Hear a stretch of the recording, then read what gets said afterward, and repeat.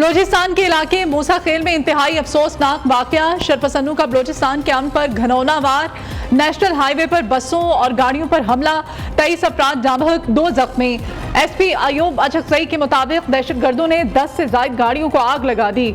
शरपसंदों और अमन दुश्मनों ने गाड़ियों पर सवार अफराद को उतार कर गोलियां मारी। मुसल्लह अफराद ने बैनुल सूबाई शाहराह पर नाका लगाकर मुसाफिरों को बसों से उतारा। जाँ होने वाले ज्यादातर अफराद का ताल्लुक पंजाब से बताया जाता है। पुलिस, एफसी और लेवीज एहलकारों ने पूरे इलाके को अपने घेरे में ले लिया।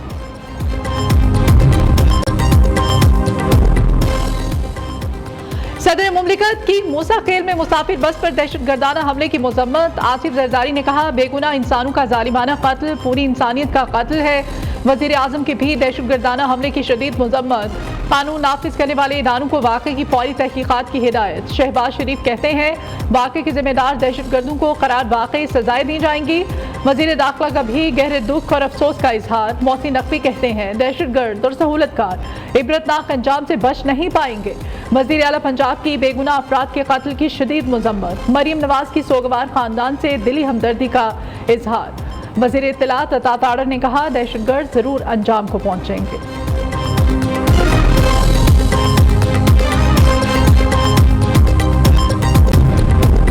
हसास मकामात पर तैनात पुलिस एहलकारों की हिफाजत का मामला। वजीर आला पंजाब की हिदायत पर महकमा दाखिला ने आज ही पंजाब को अहम मरासला जारी कर दिया। पुलिस एहलकारों की हिफाजत के लिए इंतजामात में इजाफे की हिदायत। हसास ऑपरेशंस और ड्यूटी के दौरान बुलेट प्रूफ जैकेट्स, हेलमेट का इस्तेमाल यकीनी बनाने का हुक्म। करबला का चहलम, मुल्क भर में मातमी जुलूस। कराची का मरकजी जुलूस नशतर पार्क से बरामद होगा। कराची, हैदराबाद, लाड़काना समेत सिंध के कई शहरों में जुलूस के रास्तों पर मोबाइल फोन सर्विस मुअत्तल। लाहौर का मरकजी जुलूस हवेली अलिफ शाह से बरामद। करबला गामे शाह पहुंचकर इख्तिताम पजीर होगा। लाहौर और रावलपिंडी में आज आम तातील। मेट्रो बस सर्विस भी जुज़वी तौर पर बंद। मुल्क भर में सिक्योरिटी के सख्त इंतजाम। जुलूसों के रास्तों की कड़ी निगरानी। आज़ादारों को मुकम्मल चेकिंग के बाद जुलूस में दाखिल होने की इजाज़त।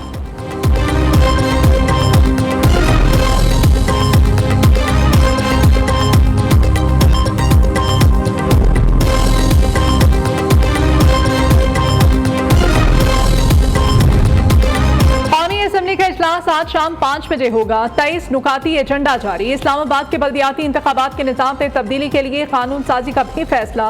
वज़ीर इत्तलात अता ताड़र कहते हैं, पार्लियामेंट के मुश्तरका इजलास में कोई आईनी तरमीम नहीं लाई जा सकती। अदलिया के हवाले से कोई तरमीम ज़ेर गौर नहीं है।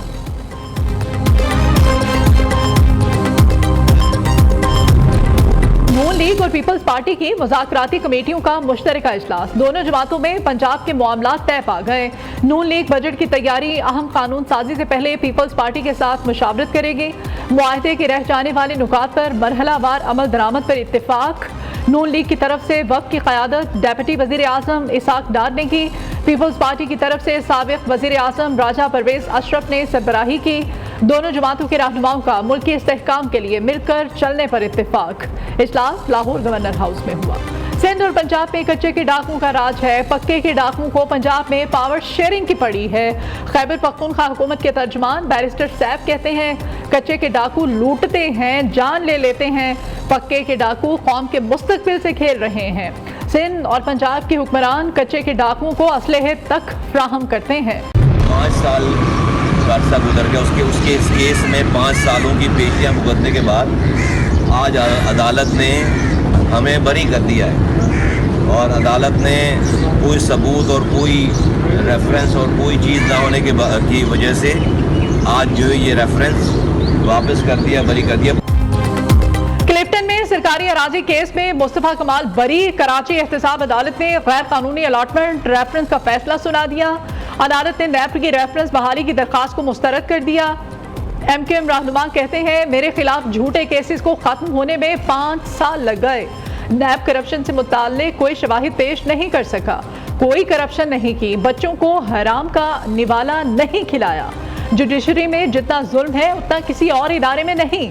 हमने हुकूमत का साथ इसलिए दिया कि वो बिजली और गैस की कीमतें कम करे।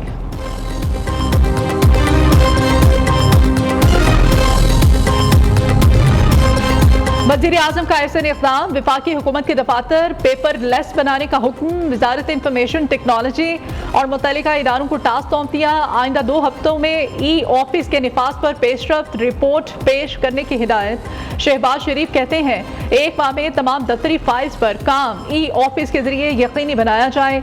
ई ऑफिस के निफाज में किसी किस्म की सुस्त रवि कबूल नहीं है।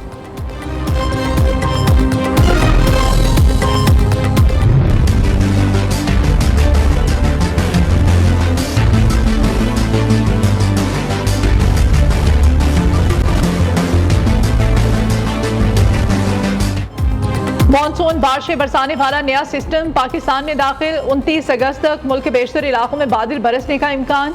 कराची में तेज बारिशों की पेशगोई। पंजाब में बारिशों का ताकतवर सिलसिला आज दाखिल होगा। डीजी खान, सियालकोट, बहावलपुर, मुल्तान, रावलपिंडी, फैसलाबाद में अर्बन फ्लडिंग का खदशा।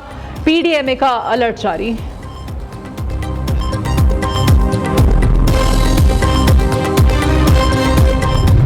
साहब रहमतुल्लाह अलैह के उर्स का आज आखिरी रोज। तकरीबात का इख्तिताम दुआ से होगा। लाखों ज़ायरीन शिरकत करेंगे। उर्स के मौके पर शहर में आज मकामी छुट्टी। लाखों अकीदतमंदों की मज़ार पर हाजिरी। ढोल की थाप पर धमालें, दूध की सबीलों पर रश, लंगर का भी खास एहतमाम। फातिह ख्वानी और चादरों के चढ़ावे भी जारी। पाकिस्तान आर्मी की जानिब से मालवा मक्खन, तालका टंडो आदम डिस्ट्रिक्ट सांगड़ में फ्री मेडिकल कैंप का इनेकाद। मेडिकल कैंप में मरीजों का मुआयना, मुफ्त अद्वियात, सप्लीमेंट्स और तिब्बी अद्वियात मुहैया की गई। मुतादिद मरीजों को वैक्सीनेशन के साथ साथ इब्तदाई तिब्बी इमदादी किट्स भी दी गई हैं।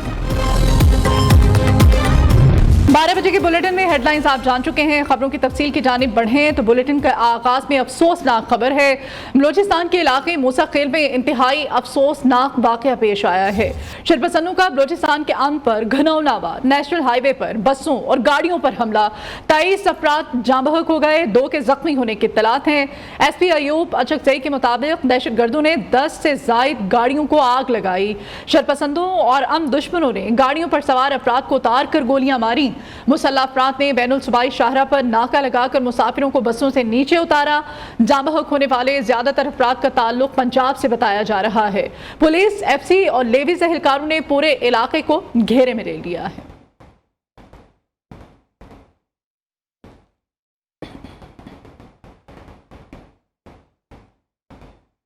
उधर 25 और 26 अगस्त की रात दहशतगर्दों ने बलोचिस्तान में मुतादिद जगहों पर बुज़िलाना हमले किए थे। सिक्योरिटी फोर्सेस और कानून नाफिज करने वाले इदारों ने शरपसंदों के हमलों का भरपूर जवाब दिया। अब तक 12 दहशतगर्दों को जहन्नुम वासिल किया जा चुका है और मुतादिद जख्मी हैं। दहशतगर्दों के खात्मे तक सिक्योरिटी ऑपरेशन जारी रहेगा। इस वक्त हमारे साथ टेलीफोन लाइन पर मौजूद है ब्रिगेडियर रिटायर्ड हारिस नवाज साहब। बहुत शुक्रिया सर आपके वक्त के लिए। ब्रिगेडियर साहब, ये जो दहशतगर्दारों की बुज़दिलाना कार्रवाइयाँ जारी हैं, 12 दहशतगर्दों को 2 दिनों में जहन्नुम वासिल किया गया है। बलोचिस्तान के अंदर सिक्योरिटी इदारों की जानिब से जो कार्रवाइयाँ की गई हैं, इस मौजूदा सूरत हाल पर क्या कमेंट करेंगे आप?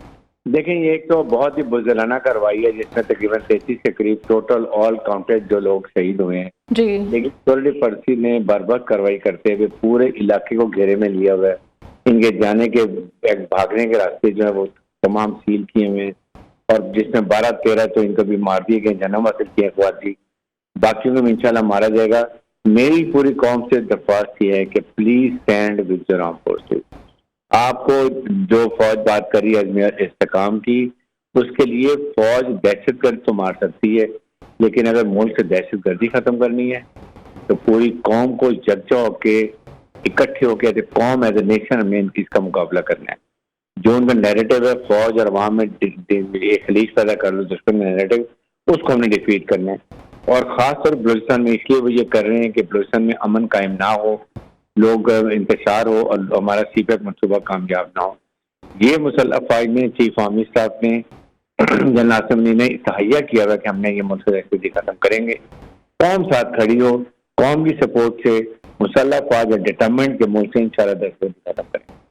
ठीक है ब्रिगेडियर साहब, बलोचिस्तान का अमन सबूताज करने में और जितना भी इस वक्त पाकिस्तान के अमन को डैमेज करने के लिए खास तौर पे जो हमारा हमसाया मुल्क है, इसके जो हाथ है उसको भी हम निगलेक्ट नहीं कर सकते। अभी मौजूदा सूरत हाल में इस हवाले से क्या कहेंगे आप? देखें, इससे पाकिस्तान को इंटरनल गवर्नमेंट अफगानिस्तान के 2 टोक अल्फाज में बात करनी चाहिए। एनफ वेपन पानी सर से गुजर चुका है। इनसे कहें कि आप अपने जो आपने दोहा का कमिटमेंट था वो पूरा करें।